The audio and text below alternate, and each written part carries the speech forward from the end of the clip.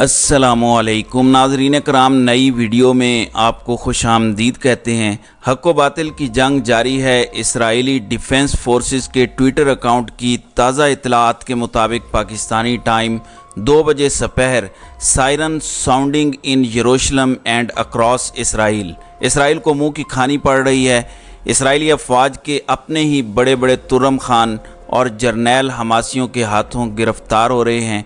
Israeli डर के मारे अपने इलाके खाली करने पर मजबूर हो रहे हैं। एयरपोर्ट्स भी भर गए हैं, जहाज़ बंद हो गए हैं, बैरूनी दुनिया से इसराइल का राब्ता मुनक़ते हो गया है। अंदरून इसराइल मुकम्मल सुनसान है। इसराइल को भी अंदाज़ा हो चुका है कि असल जंग होती क्या है और जब फ़लस्तीनी अपना जवाब देते हैं तो कैसा जवाब देते हैं। आज के दिन भी जंग जारी है। इसराइल ने जवाबी कार्रवाई शुरू कर दी है। पहले इसराइल ने सुलह का पैगाम भेजा और हमास के हामी लोगों को मीडिया पर बिठाया गया ताकि अमन की बात की जाए, लेकिन मीडिया पर फ़लस्तीन के सपूतों ने वो जवाब दिया कि सारी दुनिया हैरान रह गई। जवाब यही आया कि जब फ़लस्तीनियों को शहीद किया जा रहा था और फ़लस्तीन तबाही के दहाने पर था तो उस वक़्त दुनिया कहाँ थी। इसराइल को क्यों मीडिया पर नहीं बुलाया गया। आज भी हम सुलह की बजाय नतीजा चाहते हैं और यह नतीजा दुनिया की मर्ज़ी के मुताबिक नहीं होगा और यह नतीजा सिर्फ फ़लस्तीनियों के मुताबिक होगा।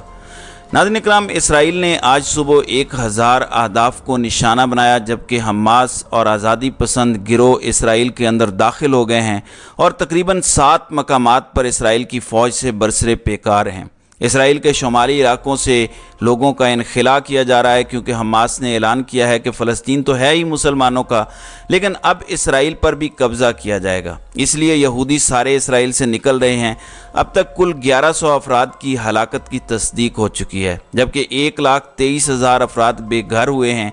दूसरी जानिब गज़ा में इसराइली फ़िज़ाई हमले शुरू होने के बाद से अब तक 413 अफराद हलाक हो चुके हैं। इसराइल पर हमास के हमले में थाईलैंड के 12 शहरी हलाक और 11 हमासियों ने यरगमाल बनाए हैं, जबकि 8 ज़ख्मी हैं। इसराइल में तकरीबन 30,000 जबकि गज़ा में 5,000 के करीब थाई शहरी मुकीम हैं। दूसरे ममालिक में पोलैंड ने इसराइल से अपने फ़ौजियों का इनखिला शुरू कर दिया है। पहला तैयारा तकरीबन 120 अफराद को लेकर आज सुबह निकल चुका है। आज मज़ीद परवाज़ों के ज़रिए इसराइल से पोलैंड के शहरियों का इनखिला मुतवक्के है, जिसमें स्कूल ट्रिप के बच्चे भी इसराइल छोड़ने के मुंतज़िर हैं। कम से कम 200 पुलिस फ़ौजी भी इस ऑपरेशन में मदद कर रहे हैं। न सिर्फ पोलैंड बल्कि हमास ने कई अमरीकी शहरियों और फ़ौजियों को भी यरगमाल बना लिया है। इसलिए अब जो बाइडन ने असला इसराइल को बेचना शुरू कर दिया है, लेकिन हमास है कि पीछे हटने का नाम नहीं ले रहा और ना ही मिसाइल दागना बंद कर रहा है।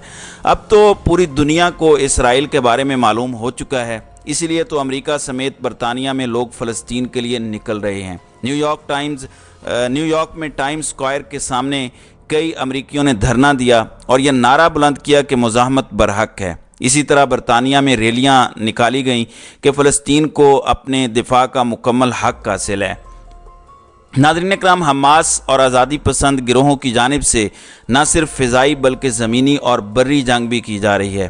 पैराग्लाइडिंग करते दस्ते इसराइल में ऐसे दाखिल हो रहे हैं जैसे शाहीन हवा से शिकार पर झपटते हैं।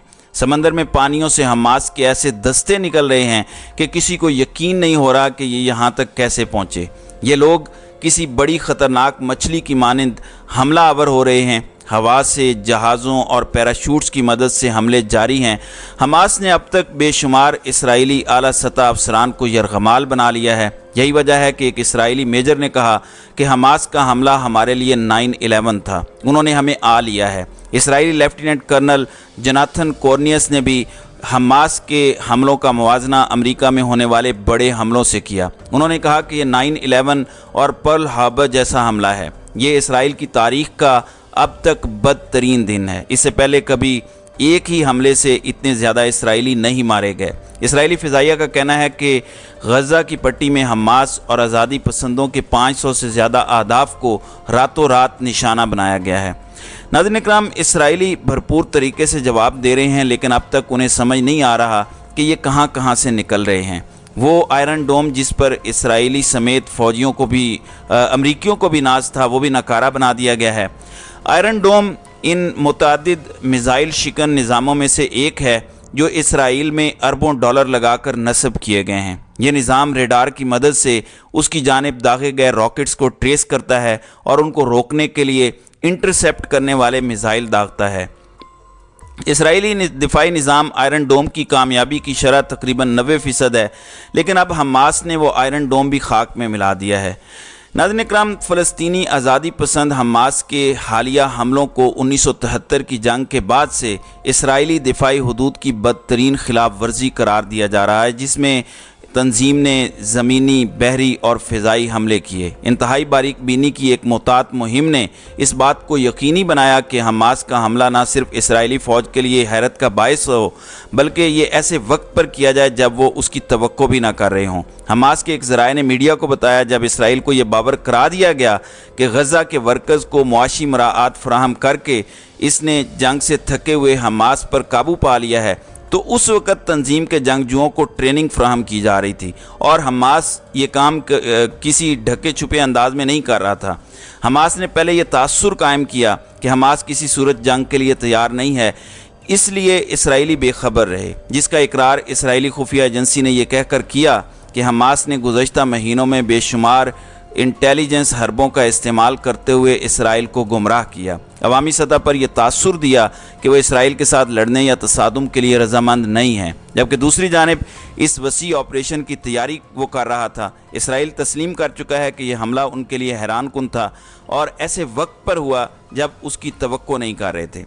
ناظرین اکرام، حماس کی حاضر دماغی اور فوجی حکمت عملی تو ملاحظہ کریں کہ اس حملے کی تیاری کا ایک اہم حصہ یہ تھا کہ حماس نے غزہ میں ایک جھوٹی اسرائیلی آبادی قائم کی جس پر حملے اور لینڈنگ کی مشق کرتے تھے اور اس کی ویڈیوز بھی بناتے تھے۔ اسی دوران حماس نے اسرائیل کو یہ بھی باور کرایا کہ اسے غزہ میں رہنے والے ورکرز کی زیادہ فکر ہے کہ انہیں سرحد پار نوکریوں تک رسائی ملے اور نئی جنگ شروع کرنے میں کوئی دلچسپی نہیں رکھتا۔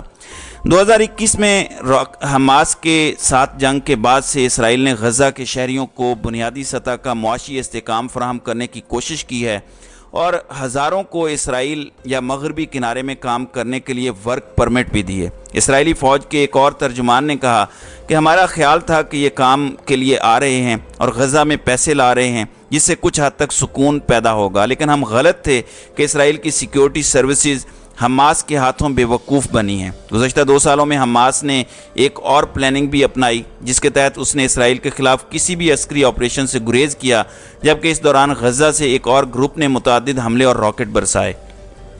ناظرین اکرام، سب سے پہلے انہوں نے اسرائیلی فوج کے جنوبی غزہ کے ہیڈ کوارٹر پر حملہ کیا اور اس کے مواصلاتی نظام کو جیم کیا، جس کے بعد سے اہلکار اپنے کمانڈر یا ایک دوسرے کو فون نہیں کر سکے۔ حملے کے آخری حصے میں یرغمالیوں کو غزہ منتقل کرنا شامل تھا جو شروع میں ہی کر دیا گیا۔ غزہ کے قریب جنوبی حصے میں اسرائیلی فوجی بہت کم تعداد میں موجود تھے کیونکہ فلسطینی آزادی پسندوں کے ساتھ پرتشدد واقعات میں اضافے کے بعد انہیں مغربی کنارے میں اسرائیلی آبادکاروں کے حفاظت کے لیے بھی بھیج دیا گیا تھا۔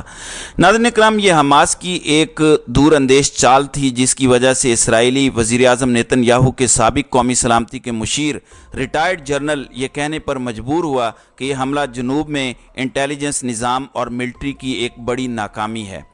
ناظرین اکرام، آزادی پسند حماس، القسام اور الفتح کا مشترکہ آپریشن طوفان الاقصی ایک بڑی پلاننگ کا حصہ تھا جس میں 3 راستے یعنی زمین، پانی اور فضا میں سے بھی حملہ کیا گیا۔ حماس اور القسام کے جنگجوؤں نے مل کر حملہ کیا جس کی ابتدا میں ایک ساتھ ہی 4 سے 5 ہزار میزائل فائر کیے گئے۔ اسرائیلی ڈیفنس سسٹم آئرن ڈوم نے ان میں اکثر روک دیے ہوں گے مگر ایک بڑی تعداد میں میزائل اسرائیل میں گرے اور نقصان ہوا۔ اچھا، ڈیفنس سسٹم 100 میں سے 80 کو تو روک سکتا ہے مگر 20 گزر جاتے ہیں۔ حماس کے جنگجو موٹر کنٹرول پیراٹروپرز کی شکل میں اسرائیل میں اترے اور مختلف جگہوں پر پھیل کر ایک بڑی تعداد میں نہ صرف نقصان کیا بلکہ اہم ترین عہدوں کے لوگوں کو قیدی بنایا جس میں جنرل رینک کے افسران شامل ہیں۔ اسی طرح پانی کے راستے سے بھی حملہ کیا گیا۔ دوسری طرف لبنان کی طرف سے بھی الفتح نے حملہ کیا ہے۔ تو اسرائیل کو ایک بڑا دھچکا لگ چکا ہے ان آزادی پسندوں کے پاس، کیونکہ وسائل کی کمی ہے، ورنہ یہ اسرائیل کا اس سے زیادہ نقصان کرنے کی صلاحیت رکھتے ہیں۔ اس حملے کا بڑا اچھا رد عمل آ رہا ہے۔ और फ़लस्तीनियों का भी नुकसान हुआ है, क्योंकि इसराइली तैयारों की बमबारी का फ़लस्तीन के पास कोई तोड़ नहीं है। आज़ादी चाहने वाले अरब और मुस्लिम ममालिक कमज़ोर हैं, उनके पास वसाइल नहीं हैं, जबकि पाकिस्तान समेत चंद ममालिक पहले ही इसराइल और अमरीकी लॉबी का हिस्सा हैं और ये इमदाद तो कुजा बयान भी नहीं दे सकते। बहरहाल हमारी दुआएं हर सूरत अपने मुसलमान भाइयों के लिए हैं। अल्लाह ताला से दुआ है कि वो उन्हें काफरों के मुकाबले में फ़तह नसीब करे और वो इसराइली फ़ौज को शिकस्त देकर अपना आज़ाद वतन हासिल कर सकें। तो नाज़रीन इकराम, आपकी इस वीडियो के हवाले से क्या राय है? आप अपनी राय का इजहार कमेंट सेक्शन में ज़रूर कीजिएगा।